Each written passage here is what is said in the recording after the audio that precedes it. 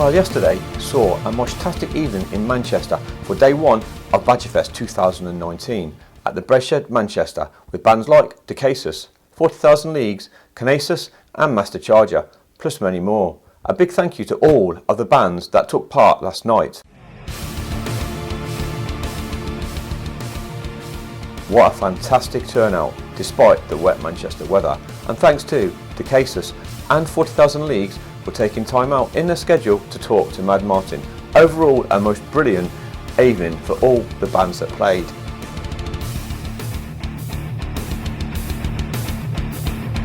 Now, on to day two of BadgerFest in Manchester.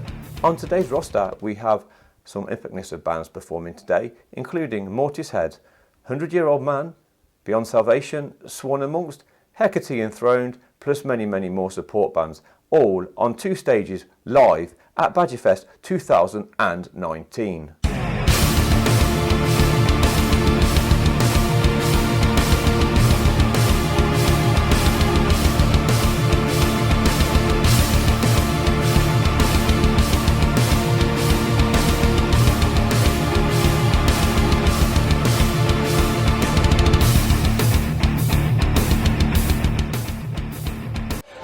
I am Mad Mike from UG Media, and I am joined today by a member of Archetype. Oh, Archetype is fine as well. Is it Archetype? Yes. Archetype? So you're looking, when you look at something and you see it and you're thinking, how is that pronounced? Archetype sounds like a child, maybe. Oh, he's a very Archie type though, isn't he? Whereas Archetype is different, isn't it? My bad, ladies and gentlemen. So you guys are an instrumental band. Yep. So we just had a quick chat there about that. Yep. So was it always something that you just wanted to do? We didn't necessarily do it like that. I think we started making up songs and stuff like that, and then we got into a groove of making these songs up. We tried a couple of singers and stuff like that, but then we just thought, well, we're enjoying playing these songs, let's go play them live. Happened to start going really well, so we just carried on doing that, and if the right singer came along, then we'd definitely, go, okay, let's give it a go. So, but we are an instrumental band, but we're prepared that if somebody wanted to try out, but they'd have to be just right. Yeah, no, I can understand that. Because usually each band has their own writing process with writing music and stuff. Because obviously yours is already just solid instrumental now. So for someone to come in and then put lyrics to something that's already there, that's going to be incredibly interesting. If you did have a singer, how would you go around that? They would have to work hard. That's pretty much it, and obviously I think we'd write our songs a little bit differently to make it more open musically, as in like make the music a little bit simpler, to leave the space there for the vocals. But obviously at the moment what we do is we let the melodies that we play on the guitars and the bass and even the fills on the drums fill in for what you'd miss from having a vocalist. So that's the reason that most people kind of like get to the end of the set and they're literally like, did they have a vocalist? You're like they don't really even notice that we didn't have a vocalist because they felt like everything was there. So they didn't feel like it was a meal with something missing. Yeah. Cool. So with writing processes and with bands writing music and stuff, a lot of them will just like write music on personal experiences and whatever else, and it gets expressed in the lyrics. Yeah. Do you feel that you do that in a different way with just being instrumental? Or is it just something that is gels that you put together? It is because it's technical. There's no trade or take away from that. I'm just interested in how the arrangement is to get the songs together. I don't think we have any kind of thing that goes, we have to do it like this and this and this. We'll just do it and go, oh, that sounds good. Let's go to here from there, and then it'll be like one of us come up with a riff and it'll be like, oh yeah, that'll work. But then we should bring that back in at this point. But like half the speed, or let's miss out that note, but then have a stop here and then do this and then do that, and then we get to a point of it just being like, you've got to remember that the way we write it is almost like a bit of a journey, but it's also the fact that we're always thinking riffs. So too many bands that most of their stuff is just an open 0 0 1 1 1 0 0 0 1, and we just thought, oh, let's bring back let's get some riffs going on. Do you know what I mean? It's just like, so that's the reason that we just kind of riffs, and then it's like try and keep it as interesting as possible all the way through. If we're getting bored of it, other people are getting bored of it. Right. But we always enjoy playing, even our set that we're playing at the moment. We just always enjoy playing it live, because we've got certain points in the songs that we get it right, we go, yeah, or we'll look around at each other and go. we get just a little bit wrong, so to keep that excitement going, because it's still technically difficult to play it, but not too technical, I like to think. Cool. So so with going back through with the differences between a vocal band and an instrumental one, so instead of it being more emotion and what's gone on, it's more of a technical. Would you say it's more technical and production based? Not really, it's more about making sure that we try and not involve too many notes, and like just think about the way that music for years was just instruments, no singing. You know, I mean, there's choirs and stuff like that, but I mean, a lot of stuff, if you have orchestras and stuff like that, there's no singing in that. That's all instrumental, and that's very emotive. So therefore, as long as the melodies are there and it grabs you in one way or another, the way that another person might define it making them feel is up to them. And obviously, we've got a certain way that makes us feel. But if they can take a different way from us, that's not a problem. As long as they enjoy the song and then kind of go, oh, that made me feel like this. I remember that. That made me feel, you know, just it's all about being emotive, even though they don't got lyrics to go from. So. Yeah. So I know you got the likes of Yngwie Malmsteen, which is pretty much an entire gig as one big lead guitar solo. Yeah. and stuff like that. Yeah, that was one of the guitarists that I got into. I remember getting into it very young and being just like, oh, Eric Clapton and stuff like that. Why are they all playing so slow? And you know, like Eric Clapton, I'm like, but they're playing too slow until you get older and you go, oh, note choice. You don't need to play every note every time. Interesting. So that's So I mean, that goes towards archetypes, song stuff that we try and make it technical, but we also want to keep people who aren't into instrumental music still involved without going too far. With like. It's quite interesting, because I know that there are other instrumental bands out there. I know that bands that have had singers and then are an instrumental band now, and they were like, oh well, you know, dropped at the last minute. We've got this gig. We'll play anyway, instrumental. And now they've got to like it, and now they're actually forming around that now, which is really, really interesting. Now I saw these guys. I don't know if you ever heard of it, Vengeful Atonement. They've been on the scene a little couple of years. They were Metal to the Masses a few times or whatever else, and so they're looking more, you know, have been going down that route, which is interesting, because now it's the same song, but without the vocalist, it just brings a different edge to it. It's like, hang on a minute, but it's the same song, but it sounds very different. It's very, it's good. It's good. It's just. I guess if you already had vocals to it beforehand, that's a different thing altogether, isn't it? Because then you're automatically your brain's going. But I remember, like, I like those bits of the vocals and this and that. So luckily with us, we haven't got any vocals from the start. So it's automatic. If you like it, then you like it as it is. So. Cool. When you go preparing for a gig, is there any pre-gig prep thing that you do, or like things that you? You know, to be, let's say for argument's sake, I've seen the vocalists go into the toilet and warble and whatever else, so people stretch their hands or whatever. Is there anything that you do specifically before a gig? No, I might wet my hair, because my hair gets really voluminous if I don't wet it, and then it'll literally just be like a big boff in front of my face, and then I just can't control it.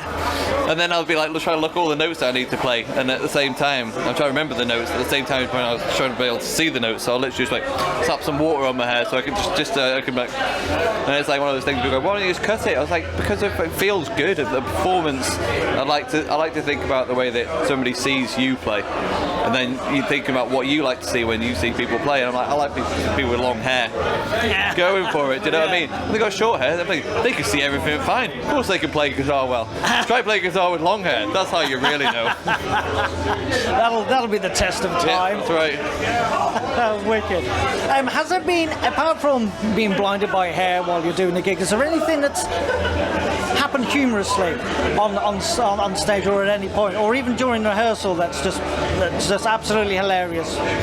One of the things happened at a gig that we played at Rebellion in Manchester is that Dino, the bassist, in a particular song, his bass stopped working and he was trying to fix it and everything like that, but we carried on playing, me and the drummer did, and it got to a certain part where he was supposed to do bigger like that, and then when it stopped, me and the drummer went bigger,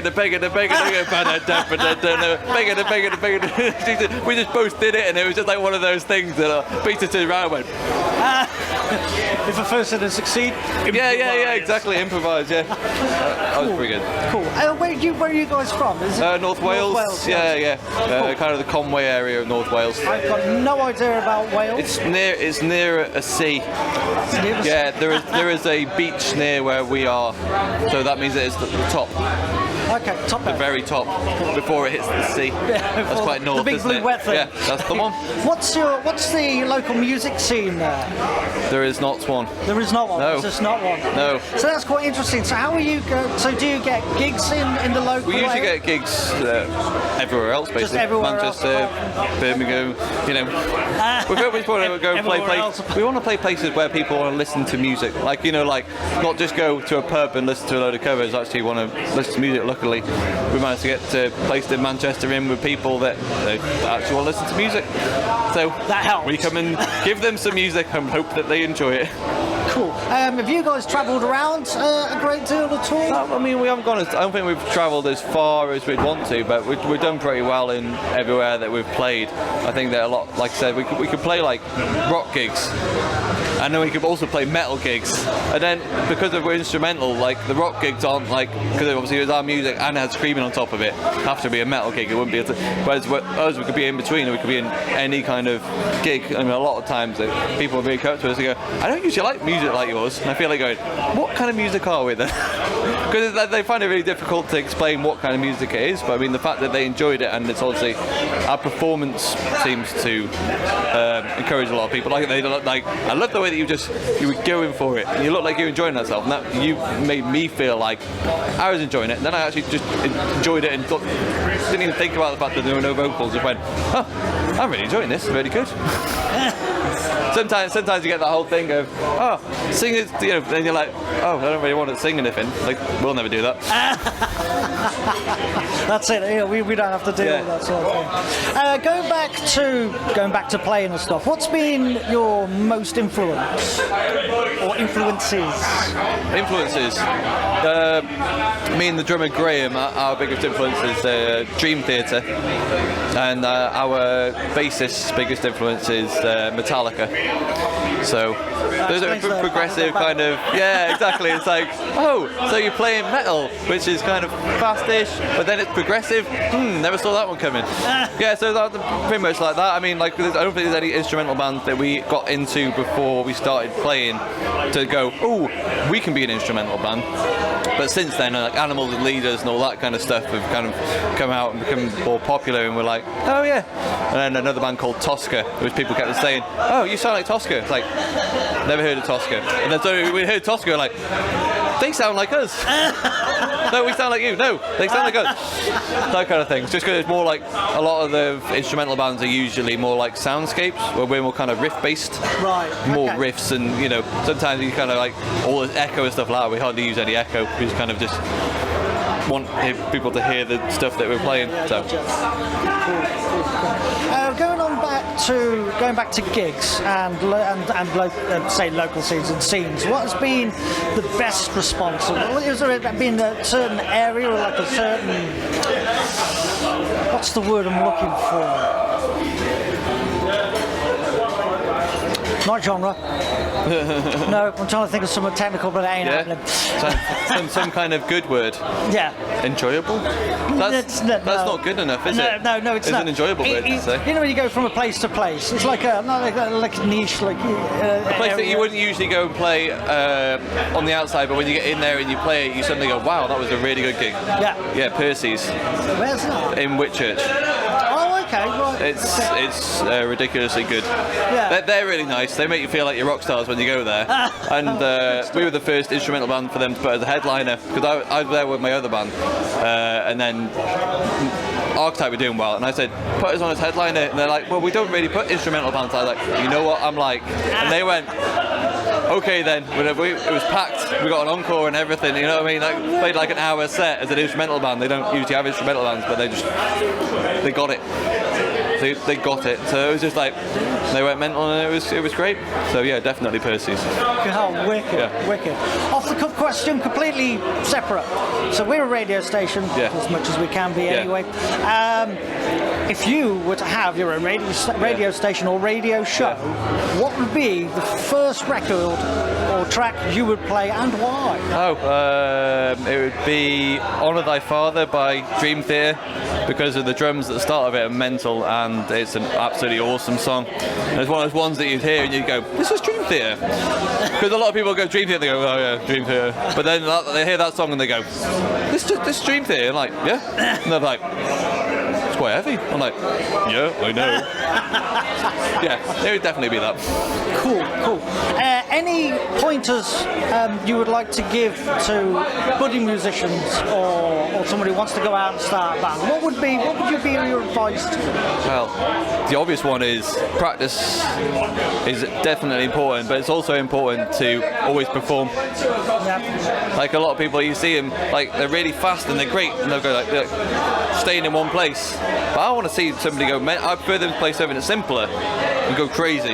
You know, especially if you go in to watch them do a performance and they do, you know, they're doing that, but they're going crazy, and you're like, yeah. Whereas if they're just there doing like that, and you're just like, You want a bit of stage presence. I think so. And vibratos on guitar are very important.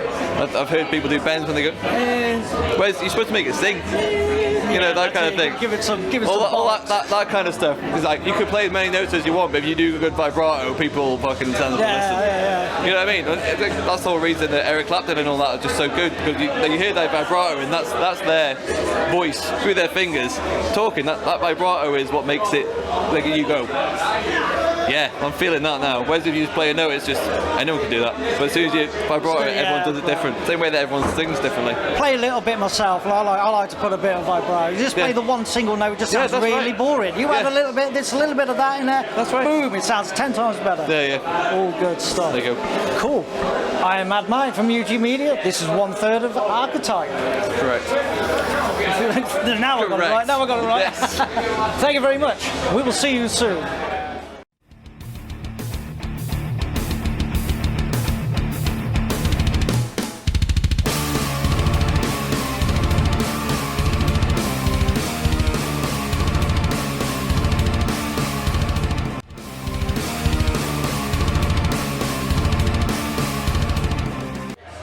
Once again, I am Mad Mind for UG Media. That's us, guys. That's us here, as if you didn't already notice. And I am with a quarter of Beyond Salvation. How are you, sir? I am very well, mate. Very well indeed. Cool. Yeah, we caught your set earlier. We recorded a bit of it. Absolutely fantastic stuff. You're local to Manchester. Technical thrash band. Yeah, that's what we call ourselves. But yeah, thrash, metal, just good old metal, really. That's the stuff. That's my favourite one. That's good to hear. So yeah. all good stuff. So you're local to Manchester. Mm-hmm. How long have you guys been together for? I joined the band 5 years ago, and then there's been many interpretations of the band, shall we say? You know, life different lineups, different versions. has a good way of kicking us in the dick. Let's say. But yeah, the way we are at the moment, it's been about 2 years. Okay. The way we are, so cool. We got ourselves together, put an EP out this year called Scarbearer. It seems to go down pretty well, and yeah, it's just good fun, man. So it's all obviously outside of jobs and all that, but we just enjoy it and just try and write heavy riffs and scream my head off, get all the vent out of the way from work and all that sort of stuff, and then it's good, yeah. Always here. Why not? Yeah, come on, join in, sir, join in. And then there were two, ladies and gentlemen. We have half the band. So, okay, going on for vocals and stuff like that. So, have you got any prep before you go on for before you start a gig? No, just get up there and growl and go, roar! Pretty much. The closest I would have is possibly singing along to Metallica in the car on the way to the gig. But that's about it, really. Yeah. And like, I don't wear earplugs where all the other guys do, and I don't warm my voice up, so I'm probably the most unprofessional musician out of the four of us. Yeah. Cool, all good stuff. What about you, sir? Have you got any pre-gig prep that you do? Well, apart from trying to avoid getting like carpal tunnel syndrome, that's about it. So, I know it's nice to sort of get a bit of blood flowing and kind of thing, but at the end of the day, I'm just big on like, you just do it for fun. We just want to just love doing what we do, which is what we do. So it's like, on that note, as long as I don't destroy my wrists or anything, that's all that matters to me. Do you know what I mean? So yeah, I don't have like a specific routine or anything. Probably should do. In terms of like longevity of like playing for years, but it'll catch up with me and I'll be knackered. But hey ho, I've enjoyed it, so it's all been worthwhile. Cool. So we broadcast on a radio station. My usual prep before I do a radio station, before I go do my show, is screaming "fuck" really loudly on my PC when it fails to work. Okay, that sounds like when I'm mixing one of our songs. So yeah, I can relate with that quite. Cool. So you're a thrash band. So in Manchester, obviously you played various amounts of gigs. So there's a lot of metal bands out there. What separates you guys from the rest? It's the beautiful face. I don't know, we play in E standard, so we don't drop tune. A lot of bands obviously drop D and way below.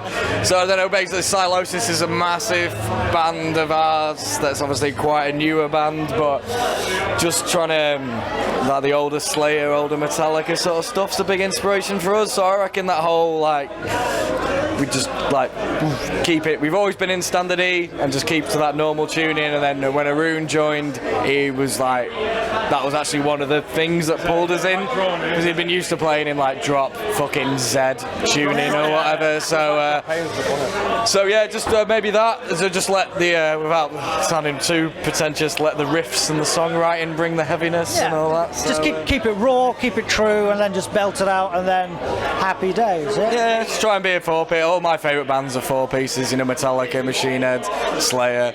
Just try and just be a shit version of Rob Flynn, which is doing pretty well by himself at the moment. So I've heard. Yeah. So I've heard. There's a lot of mudslinger going on, but never mind. Have you guys had any odd or funny experiences, on the road, or because I know you recorded an EP, or during the recording process? The recording's usually pretty simple. The gigs are always a good one when they throw someone. There's that guy on drugs that was just headbutting the stage in front of me. He was spiraling. I was like, he's into it, so happy days. You know what I mean? It's like head banging, and then there's head banging the stage to the point your head's bleeding. And it was in a bit of a piss take sort of way. And then I think I said one of my trying to be witty comments on stage, and that probably got the best reaction of the whole night rather than the songs. But yeah, just random people playing gigs with bands that have nothing in common with you whatsoever, like some blues jazz band that are wearing shoes that are 5 sizes too big for you. That's a good one. Yeah, it's like something John Wayne Gacy would wear, whatever. Do you know what I mean? It was a bit odd, but yeah. Was there a van outside with 3 hugs inscrawled in the compass or something? Not far off.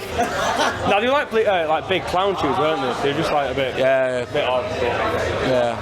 Apart from that, it's been pretty easy. Do you think that was part of the get-up, part of the act, or you just think that it's just a bit weird? I think the guys, he just absolutely fucked it, to be honest. But either way, it's fine, do you know what I mean? So as long as he was enjoying himself, it's alright. Sometimes looks can be deceiving with bands and stuff like that. There's plenty of bands out there you think, they possibly can't be metal. They've all got the nice little haircuts and whatever else, and they go on stage like, oh my god. I don't think we look that metal. Carl's the only one that's probably like metal. Tattooed up and that proper. He's got tattooed and things. We have 2 bald people in the band, and then him. So I don't think we look that metal. Just come on. It seems to be quite a lot. Let's say you look at, let's say for argument's sake, Kill Switch Engage. Okay, they're, you know, for everything else, they're not your usual of going back into the 80s. You know, the stereotypical metal band where it's got the long hair, it's all this, and it's different. I wish. Do you guys see that, or do you hear of that? So with being compared to what would be the metal band to being in a metal band but not looking. Have you ever encountered any of that? Like the typical sort of what you'd expect kind of thing, like the cliche or the stereotype. Yeah. I mean, I've never personally like experienced any sort of hostility or animosity about it or anything. I think everyone's just been dead encouraging in my view. So it's a great community, really like niche sort of. Everyone supports each other, got each other's backs. It's partly like why I love doing it. I mean, I know I don't really fit into the norm, but it doesn't matter in my view. It's like it's a really accepting community, which I find is great. So yeah. So I feel like you're going to say something on that. I just realised Sweetman's over there, so no one's looking after my jacket, but hopefully it'll be alright. You'll be fine. All good stuff. All good stuff. So we've talked about the EP. You said that's doing really, really well. Have you got anything forward thinking for any more recordings that you're thinking of doing? You're going to go maybe EP, or thinking that you might do an album when time comes? Because obviously the writing process takes a long time. I know you've beautifully set me up for the perfect presentation of our new release. So we are just about to get the mastered version for just one song. We played it tonight. It's going to be called Dead Behind the Eyes. It's a real proper thrash song. I think like we call ourselves a thrash band, but there's definitely bits of like metalcore and death metal in there that might be throws off from your classic thing, but this one's like full on 80s thrash. And so yeah, getting the masters back, just finishing the artwork, hopefully going to shoot a video, and then depending on how quick the plan was to get it out before the end of the year, but is there any point putting something out in December? I don't know. So we might release it for my birthday in January. That'd be a nice little a little birthday present beyond to yourself. birthday salvation present. So yeah, we're putting out a new single, and then we're gonna carry that thing, because there's no like, I love albums, but there's no real need to do one. So it's just we've got a plan of 2, 3, 4 separate songs just to keep stuff going out there, and then maybe another EP next year. So it's all pretty DIY. We do it ourselves, so we can do it whenever we want, as long as work and wives and children allow us. It's all good. Yeah, I kind of know how that feels. 6 million kids, it just takes all your time trying to fit everything else in. It just becomes a nightmare. Talking of nightmares, logistics. Where has been the most awkward or weirdest or a nightmare place to get to? It's an interesting one, isn't it? There's been a couple, to be fair, hasn't there? I don't know, what would you say? At the same time, we don't want to sort of incriminate ourselves in slating the place that's been really helpful, so it's like... Oh, no, I don't mean like it is the worst, but the worst place to get to. Say, for argument's sake, you're trying to get somewhere and it's just been a nightmare because the roads are just like country roads, and it's just like you get there and it's like... like the actual journey. Yeah. We played that gig in Burnley, where there was no one there, and we went on at like 12. Yeah, that was true. And then it was basically playing to Carl's dad. Yeah, that was true. Yeah. And then we got home at like 4 in the morning, and then Carl was working at 5, so he didn't sleep. Yeah, he just stayed up, and just went for it. So yeah, there's enough of them, but nothing too mad. Just those late nights, and then you just think, right, got to get up and look after a 2-year-old after getting in at 5. So yeah, it's fine. Cool. Drinks, off the cuff drinks. Are you a tea or a coffee man? Coffee any day, sorry. I like both, man. Honestly, like start the morning with a coffee, get the blood going, and then move on to the tea just to settle you through the day. No, it's got to be black coffee. It's got to be an Americano or like a double espresso, hasn't it? A nice like Colombian, do you know what I mean? Get the Tassimo on the go. Coffee every day. Got to be done, yeah. I'm a tea man myself. Sure. That's it. Well, like I'm in the middle, aren't I? That's it. Everyone's a winner. Favourite tipple of the alcohol variety? I like tequila. I can be a bit of a mad tequila man myself. I'm the Jack Daniels. I'd have to be like Jägermeister. I know it's a bit sort of standard for a lot of people, but yeah, probably that is my sort of go-to for like shorts anyway. So It's a really good IPA. Yeah, there's some stuff like that. The Punk IPA is really Yeah, I'm trying to resist not getting onto it because I know we're going to be absolutely destroyed. I'll have one at some point. It's still got, like I said, we've got to get home and then look after my little one. So we'll see what happens. Gigs, have you got any, apart from the one you did today, is there anything lined up, and maybe not at the moment for this year, but maybe next year? So no, nothing left for this year. This was the last gig, and I thought it was a brilliant one to end the year on. So then we're just writing and recording from now till Christmas, and then we're doing Metal to the Masses in Manchester next year, and just in talks with a few of our mates in bands that are dotted around the country to try and get Beyond Salvation's wings spread a little further. So people in Liverpool and down south and stuff like that. So yeah, do Metal to the Masses, and then just hope and try and get a few gigs a bit further afield. Cool. And finally, what would be your advice to someone who wants to start a band, or what not to do? I don't know, I'd say that personally, if you're doing it because you've got like an ulterior motive other than to actually enjoy doing what you're doing, I don't think your motivations are right in that kind of circumstance. I think you've got to do it because you love doing it, and obviously just be respectful to everyone and understand that everyone's in the same boat. Everyone wants to have a good time. Everyone wants to make great music, you know, and so I just say don't sort of, not that anyone does, but I wouldn't like throw your weight around kind of thing. Just sort of be humble about it, as it were, and just be encouraging to each other. And to be fair, that's what's great about the metal scene. I think that's what it's like. And so if you abide by that kind of sort of way of doing it, you can't really go wrong, in my view. But obviously, you want to sound as tight as you want. So yeah, that's all I'd say. Pretty much what he said. That's good vibe. Very good get out. I like that. That's all good stuff. Okay, cool. Right, thank you very much. I am Mad Mike for UG Media, and these gentlemen are Beyond Salvation.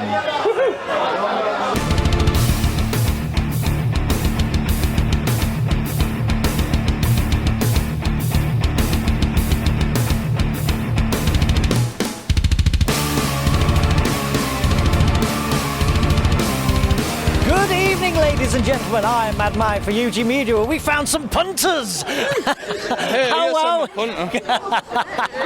We are at the Bread Shed in Manchester for BadgerFest 2019, and we have found these lovely people. How are we doing? You enjoying yourselves? Yeah, we are. We kind of got into the Badger spirit and been badgery. And got all a badgery and badgerette, which is all good stuff, if that's the correct pronoun, because it can get a bit weird out there in the world these days. Face paint's fun. Face paint's fun. So who are you? What's your name, sir? I'm Chris, and unfortunately, don't mean to plug this, I'm also encouraging the Battle Cats, which is part of Badger's Drumming Up Change.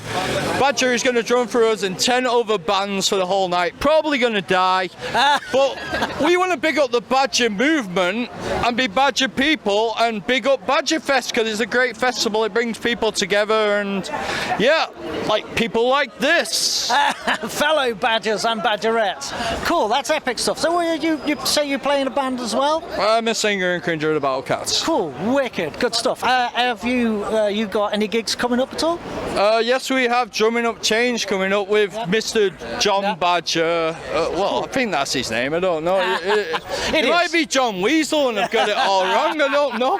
Sorry, guys. I think it's a different. I think it's a weasel. So, apart from that, have you guys got anything else coming up? And then we've got a Licorice Records thing coming up at the end of November, starring people like Discord, iLiquor, and things. That's a record label we're on. Cool. But we do love John Badger. We love what he does for the metal scene, and for gigs at Grand Central, the Alma, Rebellion, and even BadgerFest, John Badger is the man, really, and we're just here to actually show that. Good. That's why we stuff. got the Badger face paint. We appreciate the man. Support. He's a very shy man. He won't appear on camera. Unless he's there and I could drag him on camera, but he's not there this time. Hopefully we're going to see if we can grab him, but I know he's a very busy man. But yeah, if it weren't for him, we wouldn't be here anyway, so we got a lot to thank for the geezer. So have you been enjoying the festivities so far? Oh yeah, we've really enjoyed it. I mean, Apart from alcohol, any particular band that you really wanted to see or have seen at the moment? I've seen quite a few of them before, so I was just looking to it. But even though it's a massive 2-day festival, it makes no difference who's on, who's not on. It's the fact that it's a 2-day metal festival, and the metal community in Manchester is a lot bigger and growing. That it's just nice to have everyone that's into that music come together for one thing, whether it be BadgerFest, Metal to the Masses, just to see all people of the same music choicing, having a laugh and getting drunk. Excellent. That's what it's all about. Can I just give a shout out to Portrayal of Ruin for opening this? Yeah, I mean, absolutely. last night was crazy, and there was a lot of good bands on. One of my favourites that stood out was Luna's Call. I'm a big Devin Townsend fan, and they totally stood up. Also, I can't even say the name, sorry. Dekesis. Yeah, they were amazing. She has amazing vocals. They're really good, but for Portrayal of Ruin, after all the stuff that went on last night, to open like that professionals and get my head moving, I literally didn't think it could move, to open this place tonight, and it's been amazing. And it's a fantastic atmosphere in there. It really is, and Badger is an amazing guy, it's an amazing cause, and that's why we're doing the Badger face paint. Cool, epic stuff, all good stuff. You obviously stick around for today. What do you reckon you're going to be doing tomorrow? Drinking. Drinking. Carry on the weekend. Wake up and carry on. Epic stuff. This is Mad Mayan at the Bread Shed in Manchester with these fine people enjoying BadgerFest 2019. Take care, people. Rock hard.